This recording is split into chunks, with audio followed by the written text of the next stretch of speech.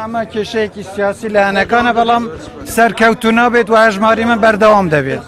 ساڵ بەرەو کۆتایی دەڕوات و حکوومەتی ماوە بە سەرچووی هەرێمیش دەیەوێت تا کۆتایی ئەم ساڵ خۆی بۆ شەڕی هەژماری من یەکلایی بکاتەوە. 2 مانگی ماوە بۆ ئاتنی ساڵی 2025 کە حکوومەتی ماوە بە سەرچووی هەرێم وای داناوە دوایین کات بێت بۆ خۆتۆمارکردنی فەرمانبەرانی هەرێمی کوردستان لە پرۆژەی هەژماری من کە حیزبەکانی دەسەڵات لە حکوومەتی ماوە بە سەرچووی هەرێم پشتیوانی دەکەن لە بەرامبەر تەوتینکردنی موچە لە بانکە فیدراڵیەکانی عێراق کە بڕیاری دادگای فیدراڵیە. تا ئێستا حکوومەتی ماوە بە سەرچووی هەرێم سوورە لەسەر جێبەجێکردنی هەژماری من و تۆمارکردنی تەواوی موچە خۆرانی هەرێم لە ناو پرۆژەکە وەک جێگرەوەیەک بۆ تەوتین و سەپاندنی وەک ئەمری واقع بەسەر حکوومەتی بەغدا. لە کاتێکدا بەغدا تا ئێستا بە شێوەیەکی ڕوون و ڕاشکاو هەنگاوی یەکلاکەرەوەی هەڵنەگرتووە بۆ تەوتین کە ئەمەش وای کردووە دەسەڵاتدارانی هەرێم زیاتر سوور بن لەسەر پرۆژەکە.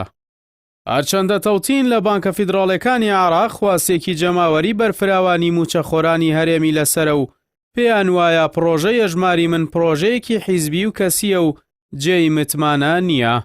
بەڵام بەوەی سەپاندنی زۆرە ملەی فۆرمی هەژماری من بەسەریاندا و بە تایبەتیش بەسەر هێزانامنیەکاندا زۆرینەی موچەخۆران لە ناو هەژماری من جێگیر کراون و ئێستاش دەسەڵاتدارانی هەرێم لە ڕێی وەزارەتەکانەوە هەڕەشەی سزادانی ئەو موچەخۆرانە دەکەن کە کەمتەر خەمن لە پڕکردنەوەی هەژماری من. بەو مەبەستەش چەندین جار سەرۆکی حکوومەت و وتەبێژەکەی سووربوونی خۆیان بۆ جێبەجێکردنی بەردەوامی هەژماری من دووپات کردووەتەوە و ڕایدەگەیەنە هەژماری من بۆ ئەوان هێڵی سوورە.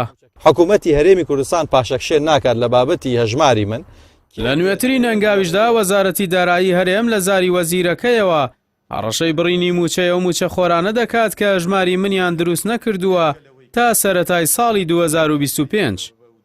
وەزارەتی تەندروستیش لە نووسراوێکدا کە ئاڕاستەی بەڕێوەبەرایەتیە گشتیەکانی وەزارەتەکەی کردووە داوا دەکات ڕێکارەکانی هەژماری من جێبەجێ بکەن ئەو کات سزای هەر لایەن و کەسێک بدرێت کە کۆسب بۆ هەژماری من دروست دەکات. کۆمەڵی دادگەری و پەرلەمانتارانی لە ئەولێر و بەغدادیش بەردەوام پشتیوانی سەرخستنی داخوازی موچەخۆرانی هەرێم بوون بۆ تەوتینکردنی موچەکانیان لە بانکە فیدراڵیەکان و زیاد لە جارێک پشتیوانی خۆیان بۆ بڕیارەکەی دادگای فیدراڵی لەو بارەیەوە دەربڕیوە و نووسراویان ئاڕاستەی وەزیری دارایی بەغداد کردووە. لە دوای نەوڵیشدا سەرۆکی فراکسیۆنی کۆمەڵی دادگەری لە ئەنجومەنی نوێنەران واژوو لەسەر نووسراوێک دەکات بۆ سەرۆکی ئەنجومەنی نوێنەران بە مەبەستی فشارکردن لە حکوومەتەکەی محەممەد شیع سوودانی بۆ جێبەجێکردنی بڕیاری تەوتین. دۆخەکە بۆ هاوڵاتیان بە جۆرێکە کە گیریان خواردووە لە نێوان سستی حکوومەتی بەغداد بۆ جێبەجێکردنی تەوتین لەلایەک و هەڕەشە و فشارەکانی هەژماری من لەلایەکی دیکەوە کە نازانرێت چه ئایندەیەکی بۆ موچەکانیان لە هەکبەدایە. لە ئێستاشدا هەوڵێک لە سلێمانی لە ئارادایە بۆ ڕەتکردنەوەی هەژماری من و تەوتینکردن لە ڕێی بەغداوە.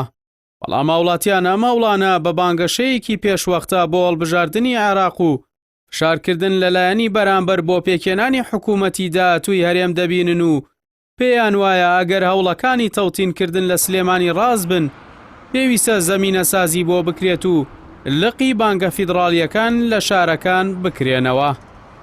ئەوەی گومانەکانیشی زیاد کردووە بێدەنگی قوبات تاڵەبانی جێگیری سەرۆکی ئەنجومەنی وەزیرانی هەرێمە لە ئاستەم هەوڵانە کە تا ئێستا بە فەرمی هیچ لێدوانێکی لەبارەی ڕەتکردنەوەی هەژماری منەوە نەداوە.